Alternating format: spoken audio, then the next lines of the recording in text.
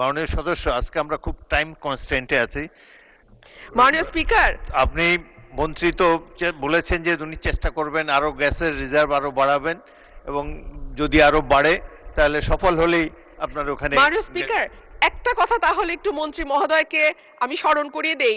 আমি একটি প্রশ্নের মাধ্যমে যখন গ্যাসের কথা তুলেছিলাম, আমাদের মাননীয় জ্বালানি মন্ত্রী আমাকে আশ্বস্ত করেছিলেন যে ঠিক আছে, আপাতত যদি হাউস হোল্ডে আমরা নাও দিতে পারি, আমাদের আশুগঞ্জের যে সার কারখানা আছে সেখানে গ্যাসের সংযোগের অভাবে কারখানাটি বন্ধ হয়ে গেছে। মাননীয় স্পিকার, মাননীয় মন্ত্রী যদি অন্তত সার কারখানায় গ্যাসটা দেয় তাহলে আমি আমার এলাকার মানুষের কাছে একটু মুখ দেখাতে পারি। মাননীয় স্পিকার, ধন্যবাদ। মাননীয় মন্ত্রী, সার কারখানায় দিবেন কিনা? মাননীয় সংসদ সদস্য রুবিন ফারহানাকে একটা সুখবর দিতে চাই। আপনি কি তাহলে প্রত্যাহারের পক্ষে আছেন মাননীয় সদস্য? মাননীয় স্পিকার, এখন আর কি করা, প্রত্যাহারই তাহলে করে নেই। মাননীয় সদস্যবৃন্দ, আমি এখন মূল সিদ্ধান্ত প্রস্তাব এবং তার উপর আনিত সংশোধনীগুলোর উপর মাননীয় বিদ্যুৎ, জ্বালানি ও খনিজ সম্পদ মন্ত্রী জনাব ইকবাল হাসান মাহমুদকে তার বক্তব্য রাখার জন্য আহ্বান জানাচ্ছি। মাননীয় বিদ্যুৎ ও খনিজ সম্পদ মন্ত্রী। রুবিন ফারহানা মাননীয় সংসদ সদস্য যে প্রস্তাবটি করেছেন, এই প্রস্তাবটির মধ্যে উনি যে বক্তব্য রেখেছেন সেই বক্তব্যের মধ্যেই উত্তরটা রয়ে গেছে। তারপরেও আমি ওনার বক্তব্যটাই রিপিট করছি। মাননীয় স্পিকার, 2016 সাল থেকে বাংলাদেশে গ্যাসের ঘাটতি দেখা দিয়েছে এবং প্রেশার কমে গেছে।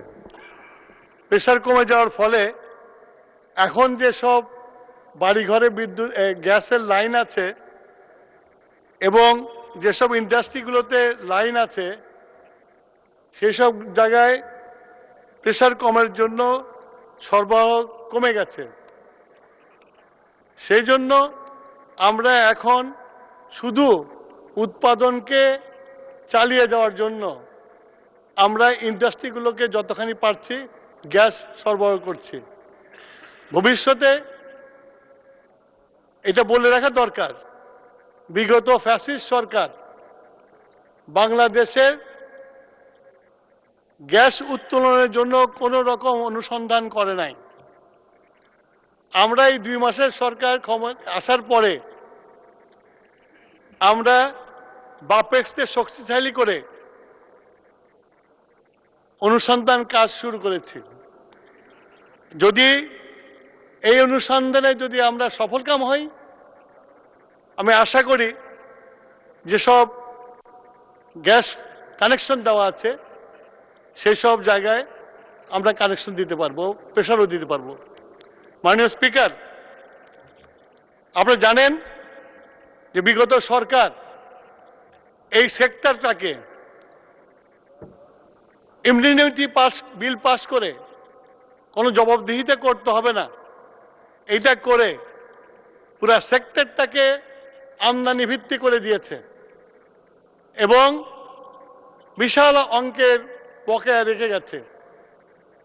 এর মাঝেই আমরা এখন সিদ্ধান্ত নিয়েছি আমাদের দেশীয় গ্যাস ফিল্ডগুলোতে অনুসন্ধান করে এবং আমাদের দেশীয় গ্যাস ফিল্ড যেগুলো পরিত্যক্ত হয়ে গেছে তার মধ্যে যে লেফটওভার গ্যাস আছে সেগুলোকে উত্তোলন করে আমাদের ডোমেস্টিক চাহিদা মেটানোর চেষ্টা করব। মাননীয় স্পিকার, আপনাকে ধন্যবাদ আমাকে বক্তব্য দেওয়ার সুযোগ করে দেওয়ার জন্য।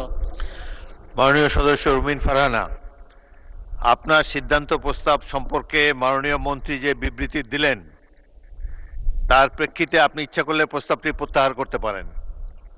মাননীয় স্পিকার, আমি মাননীয় জ্বালানি মন্ত্রীর বক্তব্য মনোযোগ দিয়েই শুনলাম। উনি সঠিক বলেছেন মাননীয় স্পিকার, গত 15 বছরে আসলে কোনো রকম জ্বালানির অনুসন্ধান হয় নাই, বাপেক্সকে শক্তিশালী করাও হয়নি। কিন্তু মাননীয় স্পিকার, সুখবরও আছে। তিতাস গ্যাস ক্ষেত্রের 11 কিলোমিটার এলাকায় 9টি স্থানে 27টি কূপ আছে। এর মধ্যে 22টা কূপ থেকে গ্যাস উৎপাদন হচ্ছে।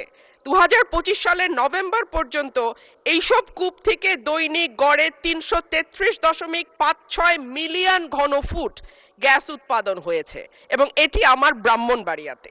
এর মধ্যে আরও একটি সুখবর আছে মাননীয় স্পিকার, এই মাসের 19 তারিখ থেকে ব্রাহ্মণবাড়িয়ার তিতাস গ্যাস ফিল্ডে নতুন গভীর অনুসন্ধান কূপ খনন শুরু হয়েছে, যা থেকে দৈনিক 15 মিলিয়ন ঘনফুট গ্যাস জাতীয় গ্রিডে যুক্ত হবে বলে আশা করা যাচ্ছে। 5.6 কিলোমিটার গভীর এই কূপটি খননে প্রায় 7 মাস সময় লাগবে এবং এটি দেশের জ্বালানি সংকট মোকাবেলায় একটি বড় ভূমিকা রাখবে বলে আমরা আশা করছি। মাননীয় সদস্য, আজকে আমরা খুব টাইম কনস্ট্যান্টে আছি। মাননীয় স্পিকার, আপনি মন্ত্রী তো বলেছেন যে উনি চেষ্টা করবেন আরো গ্যাসের রিজার্ভ আরো বাড়াবেন এবং যদি আরো বাড়ে তাহলে সফল হলেই আপনার ওখানে। মাননীয় স্পিকার, একটা কথা তাহলে একটু মন্ত্রী মহোদয়কে আমি স্মরণ করিয়ে দেই। আমি একটি প্রশ্নের মাধ্যমে যখন গ্যাসের কথা তুলেছিলাম, আমাদের মাননীয় জ্বালানি মন্ত্রী আমাকে আশ্বস্ত করেছিলেন যে ঠিক আছে, আপাতত যদি হাউস হোল্ডে আমরা নাও দিতে পারি, আমাদের আশুগঞ্জের যে সার কারখানা আছে সেখানে গ্যাসের সংযোগের অভাবে কারখানাটি বন্ধ হয়ে গেছে। মাননীয় স্পিকার, মাননীয় মন্ত্রী যদি অন্তত সার কারখানায় গ্যাসটা দেয় তাহলে আমি আমার এলাকার মানুষের কাছে একটু মুখ দেখাতে পারি। মাননীয় স্পিকার, ধন্যবাদ। মাননীয় মন্ত্রী, সার কারখানায় দিবেন কিনা? মাননীয় সংসদ সদস্য রুবিন ফরহাকে একটা সুখবর দিতে চাই যে 1 তারিখ থেকে আমরা, যদিও বিদ্যুতের উৎপাদন আমাদের ক্ষতিগ্রস্ত হবে, তারপরে দেশের কৃষির কথা চিন্তা করে আমরা 1 তারিখ থেকে ফার্টিলাইজার ফ্যাক্টরিতে গ্যাস দেওয়ার সিদ্ধান্ত নিয়েছি। ধন্যবাদ মাননীয় স্পিকার। আপনি কি তাহলে প্রত্যাহারের পক্ষে আছেন মাননীয় সদস্য? মাননীয় স্পিকার, এখন আর কি করা, প্রত্যাহারই তাহলে করে নেই।